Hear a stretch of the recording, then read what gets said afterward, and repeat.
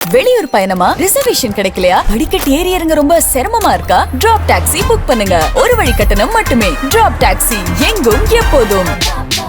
தமிழகத்தில் 18 மாவட்டங்களில் வீடுகளுக்கே ரேஷன் பொருட்களை வழங்கும் தாயுமானவர் திட்டம் 65% தாண்டவில்லை என்ற தகவல் வெளியாகியுள்ளது.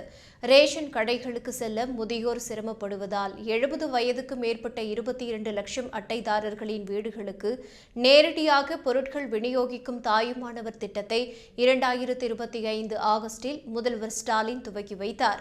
இத்திட்டத்தின் மூலமாக மாநிலம் முழுவதிலும் 15,81,364 குடும்ப அட்டைகளில் உள்ள 20,42,557 பயனாளிகளுக்கும் 91,969 குடும்ப அட்டைகளில் உள்ள 1,27,797 மாற்றுத்திறனாளிகளும் நேரடியாக ரேஷன் பொருட்கள் வழங்கப்படுகின்றன.